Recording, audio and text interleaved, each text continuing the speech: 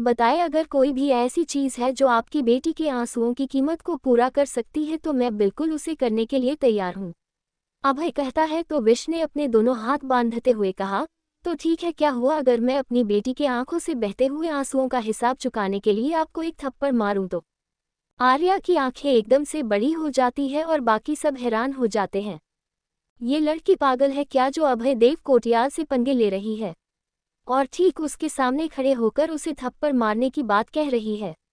लेकिन अभय की नज़रें सख्त हो रही थी, वो घूरती हुई तीखी निगाहों के साथ विश को देखे जा रहा था। पर आर्या जल्दी से विश से कहती है, ए लड़की, पागल हो गई हो क्या? कैसी बातें कर रही हो तुम मेरे हस्बैंड के साथ? क्या तुम ये भी भूल गई कि अभी भी थोड़ी देर पहले मेरे हस्बैंड ने तुम्हारी उस बेमतलब की पेंटिंग को ब्लैंक चेक देकर खरीदा है? विश तिरछी निगाहों से आर्या से कहने लगी, अच्छा हाँ, याद आया, पेंटिंग। आप लोगों ने मेरी पेंटिंग खरीदी है? जी बिल्कुल, मुझे याद है, एक मिनट यही रुकिएगा, कहीं जाएगा मत। विश वहां से उस टेबल के पास जाती है जहां पर सेल की गई सारी पेंटिंग्स रखी हुई थी और उन सारी पेंटिंग्स में से विश की भी पेंटिंग थी। विश अपनी पेंटिंग उठाती है और उसे लाकर अभय और आर्या के सामने खड़ी हो जाती है। वो जोर से अपनी पेंटिंग को नीचे जमीन पर पटक देती है जिससे पेंटिंग की फ्रेम टूट जाते हैं। विश ने साइड में रखी हुई शैंपेन की बोतल उठाए और उसे अपनी पेंटिंग के ऊपर खाली कर दिया, जिससे उसकी पेंटिंग के सारे पैंट आपस में घुल गए। विश ने अपनी पेंटिंग पर अपना पैर रखा और उसे कुचलते हुए उन दोनों को देखने लगी है। वो दोनों हैरानी से विश को देख रहे थे। विश ने 4 महीने से मेहनत करके इस पेंटिंग को बनाया था और अब वो पेंटिंग किसी कूड़े की तरह उसके पैरों में पड़ी हुई थी। मैं अपने हाथों से बने हुई चीज़ों को आप जैसे लोगों के हाथों में जाने देने के बजाय उसे खुद अपने हाथों से बर्बाद कर देना पसंद करूंगी। विश गुस्से में अपने दांत पीसते हुए उन दोनों दंपति को देखा और उनसे कहा।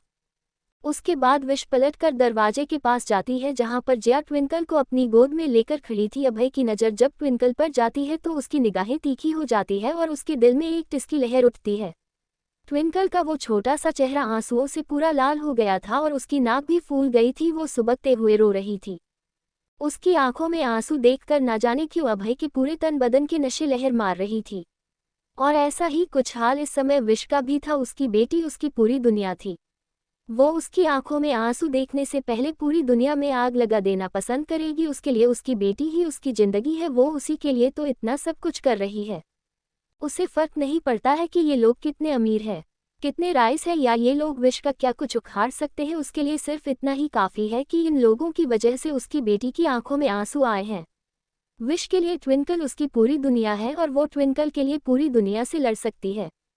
वो जल्दी से जिया के पास जाती है और उसके साइड पर्स में से वो ब्लैंक चेक बाहर निकालती है। उसने ब्लैंक चेक अभय और आर्या की तरफ करते हुए कहा, तो यही है ना वो चेक जो आप लोगों ने मुझे इस पेंटिंग की कीमत के रूप में दी है, ठीक है? ये कहते हुए विश तेज कदमों से डोनेशन बॉक्स की तरफ जाती है जहां इस वक्त बाढ़ से पीड़ित लोगों के लिए डोनेशन कलेक्ट किया जा रहा था। विश जाकर वो ब्लैंक चेक उसे डोनेशन बॉक्स में दिया। उसे पार्टी में खड़े हर लोग हैरानी से विश को देख रहे थे। ये लड़की है कौन जो इतनी बहादुर और इतनी निडर है, जो सीधे अभय देव कोटियान से टक्कर ले रही है? मेरी बेटी के आंसुओं की कीमत आपकी दौलत से कहीं ज्यादा है। ऐसा कहते हुए विश ने ट्विंकल को अपनी गोद में लिया और उसका सर कंधे पर छुपा लिया। वो गुस्से में उन दोनों को देखते हैं और वहां से निकल जाती है। जिया भी एक घबराई हुई नज़र से उन लोगों को देखते हैं और वहां से निकल जाती है, लेकिन अभी की नज़रें तब तक उनका पीछा कर रही थी जब तक वो दोनों में गेट से बाहर नहीं निकल गई। अभय धीरे कदमों से चलता हुआ उस कबाड़ हो चुकी पेंटिंग के पास आता है और घुटनों के बल झुकता है। उसने पेंटिंग के कोने पर देखा तो वहां पर पेंटर का नाम लिखा हुआ था, विशाखा। इस नाम को पढ़कर अभय के चेहरे पर एक डेविल स्माइल आ जाती है और वो धीरे से उसे विशाखा नाम के लिखे के ऊपर अपनी उंगली रखता है और डेविल स्माइल के साथ उसे देखते हुए धीरे से कहता है, पॉइजन। वही विश और ट्विंकल को लेकर वापस घर आ गई थी। ट्विंकल की आंखें रोने की वजह से सज गई थी और इतना रोने के कारण वो गाड़ी में ही सो गई थी। वेस ट्विंकल को लेकर उसके कमरे में आती है और उसके छोटे से प्रिंस बेड पर उसे सुला देती है। जिया दरवाजे के पास थी। उसने देखा कि किस तरीके से पूरे रास्ते विश के चेहरे पर बेचैनी थी।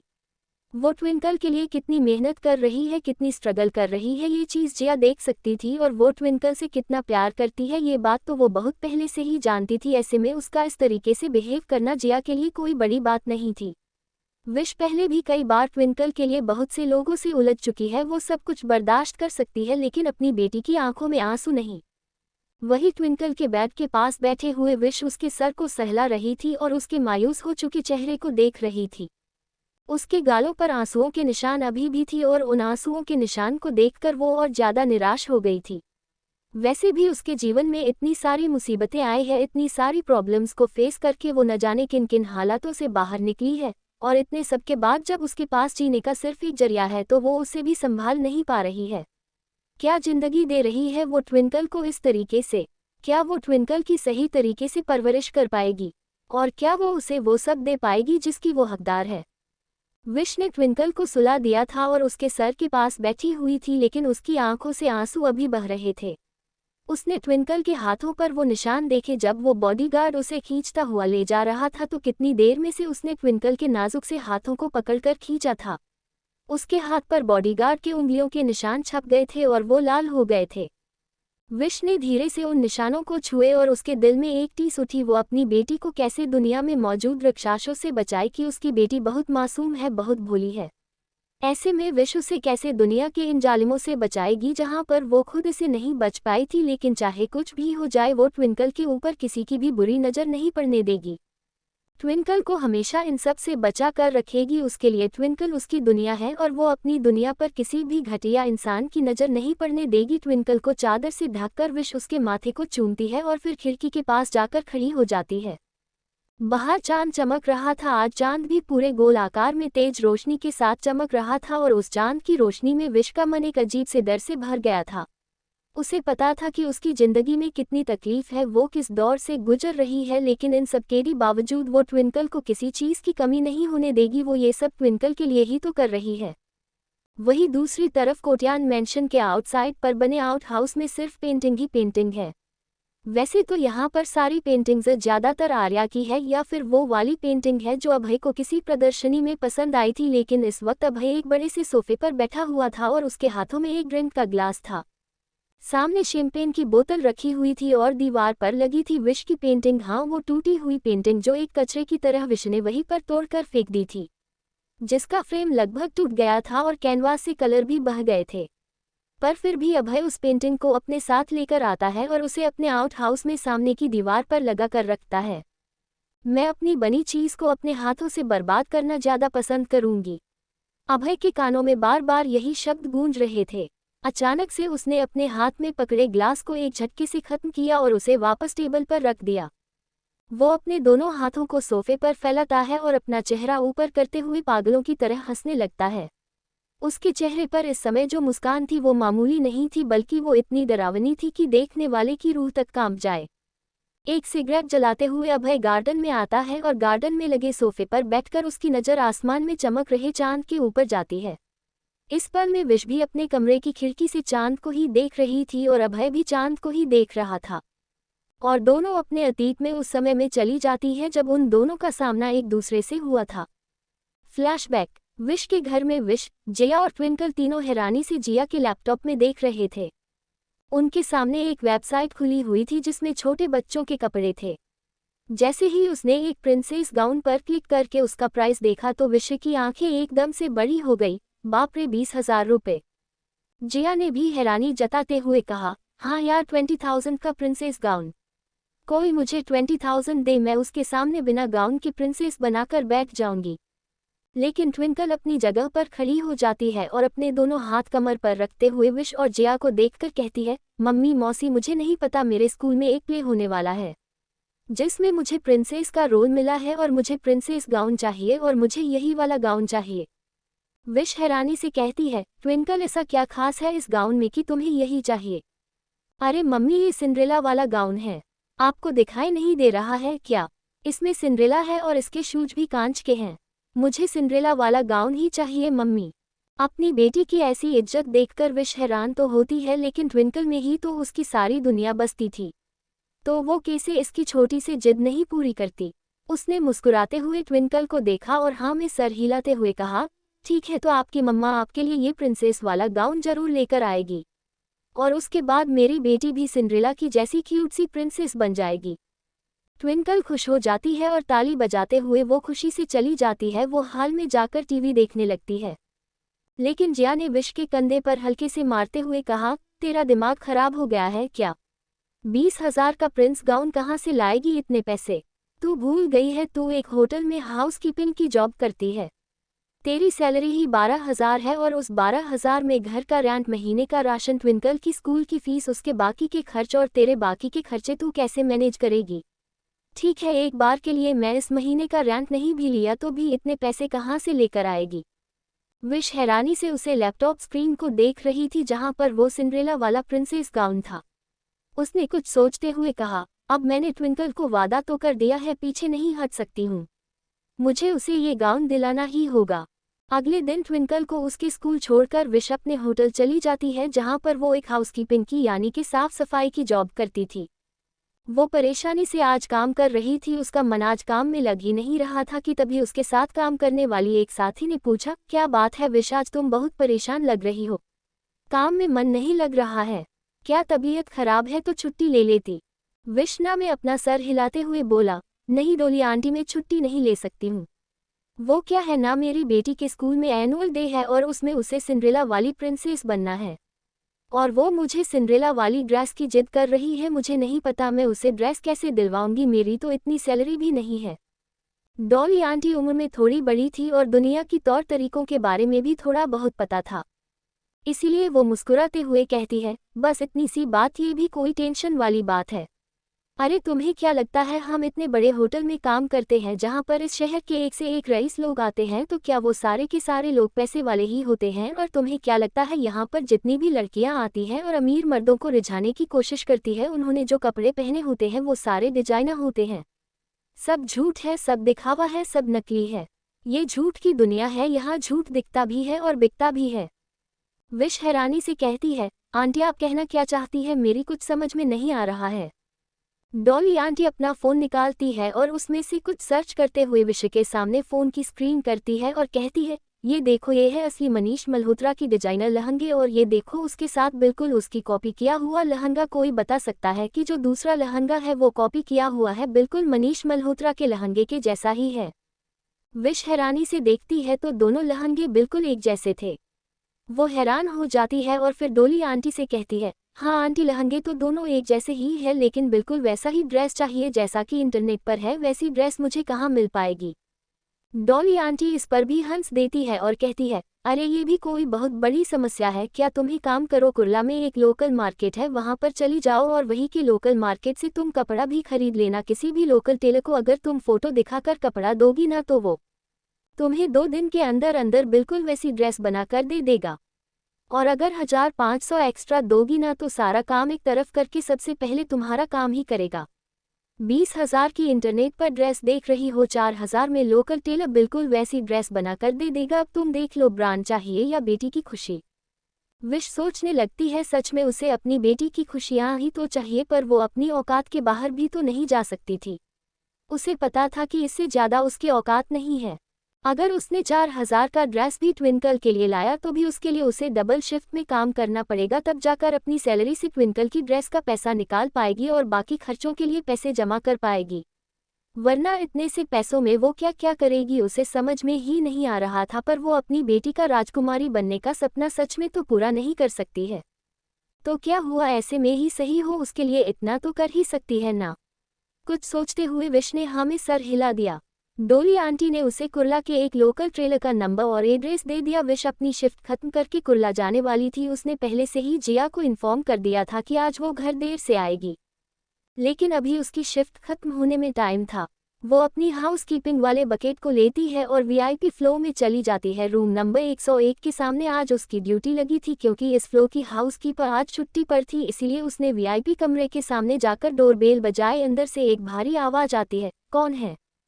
हाउसकीपिंग सर, कमरे की सफाई करनी है, विश ने बाहर से कहा। तो अंदर से कमरा खुल जाता है और जैसे ही दरवाजा खुलता है विश को किसी की खुली हुई पीठ नजर आती है।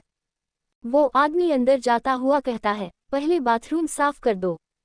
विश सफाई की ट्रॉली लेकर अंदर आती है तो वो हैरान हो जाती है। बिस्तर पर एक लड़की पहले से ही सो रही थी और जितना उसका शरीर दिख रहा था उसे लड़की के शरीर में एक भी कपड़ा नहीं था। वो आदमी जिसने अभी अभी जाकर दरवाजा खोला था उसने भी पेंट पहन रखी थी। उसकी शर्ट कमरे के एक सोफे में पड़ा हुआ था और उस शर्ट के साथ छोटी ड्रेस पड़ी हुई थी। लेकिन सबसे अजीब तो विश को वो लगा जो उसने बाथरूम के अंदर जाते हुए देखा, बेड के किनारे पर अंडरगारमेंट्स।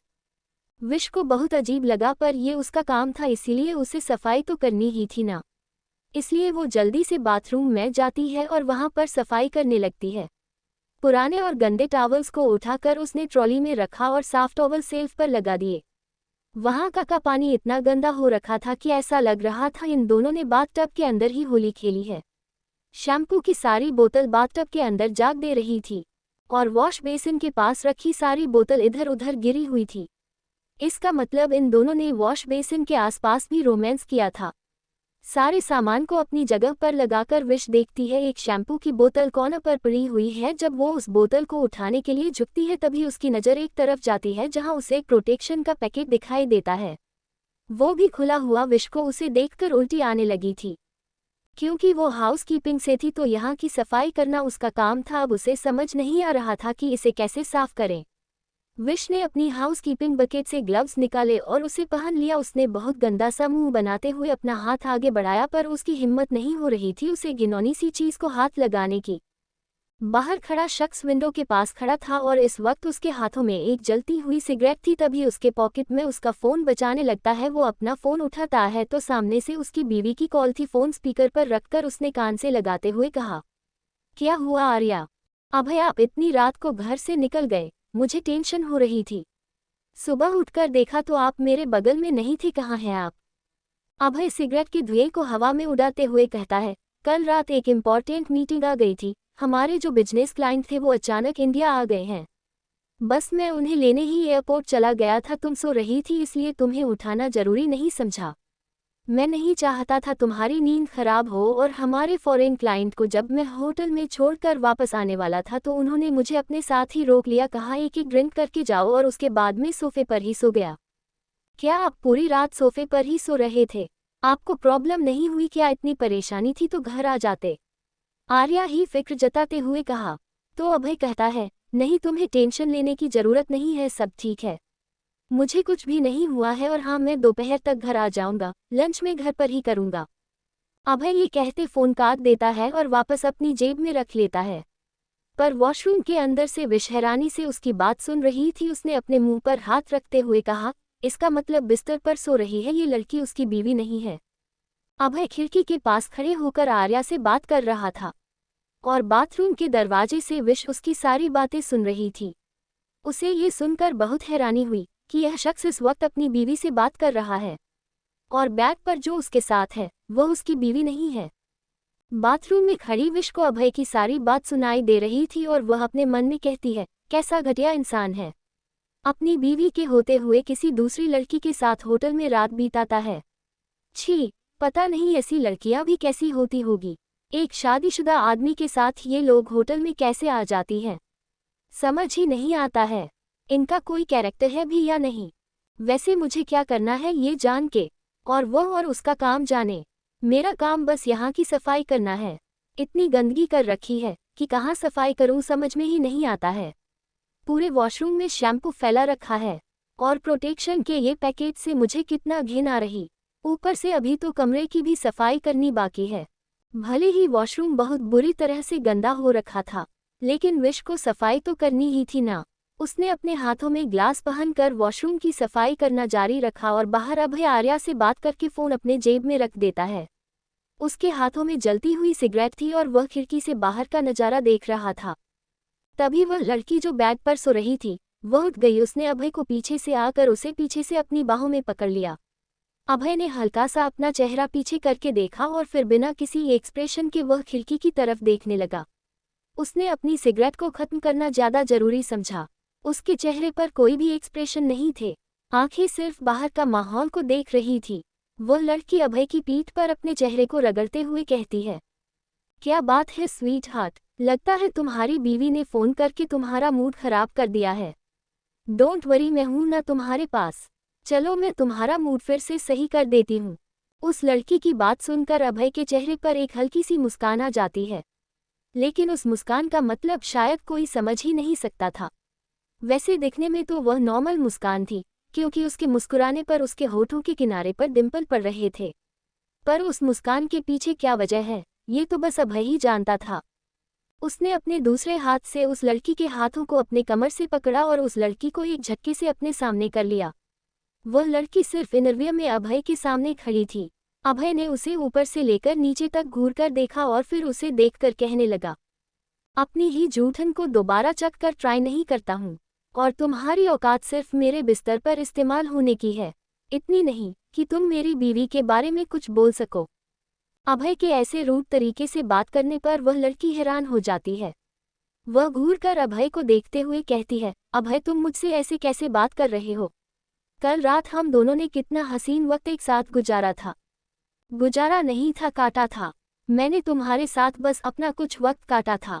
तुम जैसी लड़कियां वक्त गुजारने के लिए नहीं होती है, बस तुम्हारे साथ तो वक्त काटा जाता है, वह भी सिर्फ खुद को सेटिस्फाई करने तक। वह लड़की घूरकर अभय को देखते हुए कहती है, एक्सक्यूज मी मिस्टर कोटियन, आप मेरी बेइज्जती कर रहे हैं। अभय सिगरेट का एक लंबा कश धुएं में उड़ाते हुए हंसने लगता है और हंसते हुए उस लड़की को देखकर कहता है, बेइज्जती, और वह भी तुम्हारी। बेइज्जती तो उसकी होती है जिसकी कोई इज्जत है। तुम जैसी लड़कियां जो थोड़े से पैसों के लिए अपने बॉडी का सौदा करने के लिए तैयार हो जाती है, उसकी क्या ही इज्जत है। वैसे अगर तुम्हें इसे अपनी बेइज्जती लगती है तो इट्स योर प्रॉब्लम, और तुम्हारी इज्जत कम बेइज्जती की कीमत अभी बस तुम्हारी फोन पर पहुंचने ही वाली है। वो लड़की हैरानी से अभय को देखती है कि तभी इतने में उसके फ़ोन पर नोटिफिकेशन आ जाता है। वह जल्दी से टेबल से अपना फ़ोन उठाकर देखती है। वहां पर शो हो रहे अमाउंट को देखकर उसकी आंखें हैरत से बड़ी हो जाती है। उसने जल्दी से अभय की तरफ देखा, जो उसे देखते हुए एक डेविल स्माइल के साथ कहता है, तो मिल गई तुम्हें तुम्हारी इज्जत की कीमत, अब निकलो यहाँ से। उस लड़की ने जल्दी से मुस्कुराते हुए हाँ में सर हिलाया। जितना उसे बताया गया था, यह उससे कहीं ज़्यादा पैसे थे जो उसके अकाउंट में इस वक्त भेजे गए थे। वह जल्दी से अपने कपड़े लेती है और वॉशरूम चली जाती है। वह अभय से और ज़्यादा बात नहीं करना चाहती थी, कहीं अभय नाराज ना हो जाए और इस चक्कर में उसे जो मिला है वह भी उसके हाथ से चला जाए। वह लड़की उन पैसों को लेकर जितनी जल्दी हो सके यहाँ से निकलना चाहती थी, कहीं अभय का मन ना बदल जाए। पर जैसे ही वह बाथरूम में जाती है, विश वैसे ही बाथरूम से बाहर निकलने को होती है। उस लड़की ने जल्दी से रास्ते से हटकर विश को बाहर जाने का रास्ता दिया। विश अपने क्लीनिंग का सारा सामान लेकर कमरे में आती है और वह लड़की बाथरूम में चली जाती है। विश ने कमरे में पड़ी सारी गंदी चीज़ों को उठाकर डस्टबिन में डाला। अभय अभी भी खिड़की के पास ही खड़ा था। एक बार रूम की सफाई हो जाती है तो विश बेडशीट की तरफ देखने लगती है, लेकिन इतनी देर में वह लड़की बाथरूम से बाहर निकलती है। वह एक नज़र अभय को देखती है और फिर अपनी हिल को अपने हाथ में ही पकड़कर वह कमरे से बाहर चली जाती है। अब उस कमरे में सिर्फ अभय और विश ही थे। विश ने पूरे कमरे की क्लीनिंग कर दी, साफ नैपकिन भी रख दिए थे, लेकिन बेडशीट देखते हुए विश ने अभय को देखा, जो खिड़की की तरफ मुंह करके खड़ा था। उसने धीरे से अभय को देखते हुए कहा, सॉरी सर, मेरे पास क्लीन बेडशीट नहीं है, मैं दूसरी हाउसकीपिंग को भेज देती हूँ, वह आपकी बेडशीट चेंज कर देगी। विश ये कहकर अपनी क्लीनिंग का सामान लेकर वहां से जाने ही वाली थी कि अभय विश उसकी तरफ पलट कर देखता है और उससे कहता है, मेरे लिए एक शैंपेन की बोतल निकाल दो। विश के कदम रुक गए थे और इस वक्त उसकी पीठ अभय की तरफ थी। उसने एकदम से पलटकर अभय की तरफ देखा तो अभय सिर्फ विश को ही देख रहा था। होटल की यूनिफॉर्म में उसका चेहरा छोटा सा और मासूम नजर आ रहा था। विश के सामने के कुछ बाल उसके चेहरे पर आ रहे थे, जो उसकी आंखों के आसपास के हिस्से को ढके हुए थे, जिसकी वजह से उसका चेहरा और अट्रैक्टिव नजर आ रहा था। उसकी वह छोटी सी झील सी आंखें जो बार बार झपक रही थी और वह उसके गुलाबी से होंठ, नीचे के होंठ हल्के हॉट शेप के थे। विश का मासूम सा चेहरा देखकर अभय की नजरें उसी के ऊपर टिक जाती है, लेकिन विश ने घूरकर अभय को देखते हुए कहा, सर मैं हाउसकीपिंग से हूँ, अगर आपको अपनी सर्विस के लिए कोई चाहिए तो आप रिसेप्शन पर कॉल करके वेटर को बुला सकते हैं। विश ये कहकर आगे जाने ही वाली थी कि अभय ने अपने कोल्ड वॉइस के साथ उसे रोकते हुए कहा, तुम्हारी इतनी औकात नहीं कि तुम मुझे मना कर सको, चुपचाप से फ्रिज से मेरे लिए शैंपेन निकाल के लाओ। एक्सक्यूज मी सर, मैं आपकी सर्वेंट नहीं हूँ, मैं इस होटल के लिए काम करती हूँ और मेरा काम सिर्फ हाउसकीपिंग का है, किसी को सर्विस देना मेरा काम नहीं है। विश के इस तरीके से जवाब देने पर अभय की निगाहें तीखी हो जाती है। वह घूरकर विश को देखने लगता है। अभय अपने धीमे कदमों के साथ विश के पास कदम बढ़ाने लगता है। और विश उसे अपने पास आया देख घबरा जाती है, क्योंकि अभय ने अपर बॉडी पर कुछ भी नहीं पहन रखा था। उसका पूरा सीना उसके सामने था और अभय एरोगेंट स्टाइल में चलता हुआ विश के बिल्कुल सामने आकर खड़ा हो जाता है। वह विश की आंखों में देखकर घूरकर उसे कहता है, सैलरी कितनी है तुम्हारी? जी, विश ने हैरानी से सवाल किया। तो अभय उसे गुस्से में देखते हुए कहता है, तुम्हारी जितनी भी सैलरी है उसका डबल 4 टाइम्स तुम्हें मिलेगा। सिर्फ और सिर्फ मेरे लिए एक बार फ्रिज से वह बोतल लेकर आ जाओ। और उसके बाद अभय धीरे से विश के कानों के पास झुकते हुए कहता है, और अगर तुम चाहो तो 10 गुना ज़्यादा भी मिल सकता है। अगर मेरे साथ बैठकर ड्रिंक करोगी तो, और फिर तुम चाहो तो 100 गुना ज़्यादा भी मिल सकता है।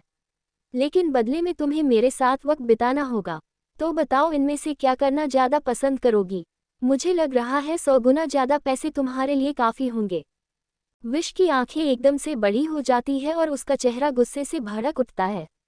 अचानक से उसे वह दिन याद आ जाता है जब वह बार डांसर बन के बार में डांस करके अपनी जिंदगी गुजारा करती थी। ऐसे ही लोग उसे ऑफर देकर उसके साथ घटिया हरकत करने की कोशिश करते थे। अभय विश को देखता हुआ उससे कहता है, तो बताओ कौन सा ऑफर ज़्यादा बेटर है तुम्हारे लिए? पर विश ने अगले ही पल अभय के गालों पर एक जोरदार तमाचा दे मारा।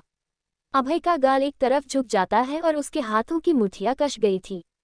उसने अपनी आंखें कस के बंद कर ली और उसका जबड़ा कस चुका था।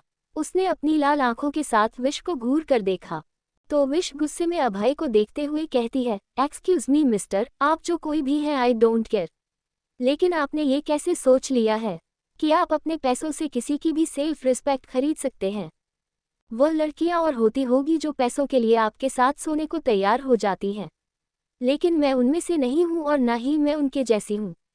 मैं इस होटल में एक छोटी सी नौकरी करती हूं और मुझे उससे जो पैसे मिलते हैं मेरी जिंदगी गुजारने के लिए वह पैसे मेरे लिए काफ़ी है। इसके अलावा ना तो मैंने अपना शरीर बेचकर पैसे कमाने के बारे में सोचा है और ना ही मुझे इसकी ज़रूरत पड़ी है, बल्कि आप जैसे बड़े लोगों को ही ऐसी चीज़ शोभा देती है। बीवी घर पर है और आप होटल में दूसरी लड़कियों के साथ रंगलियां मना रहे हैं। इसी से आपका कैरेक्टर पता चल रहा है। एक बात याद रखिएगा, मैंने कहीं पर पढ़ा था, कर्मा इज रिटेन। आप जैसा बोओगे वैसा ही पाओगे। आज आप अपनी बीवी को धोखा दे रहे हैं, कल को अगर आपकी बेटी होगी और वह ऐसे ही धोखा खाएगी, तब आपको कैसा लगेगा? छोड़िए, मैं भी यह सारी बातें किसे कह रही हूँ? वह इंसान जो इंसान को इंसान ना समझकर पैसों के लिए काम करने वाली मशीन समझता है, उससे मैं कहाँ ये रिश्तों की बातें कर रही हूँ। रिश्तों की बात समझने के लिए रिश्ते होना भी जरूरी है।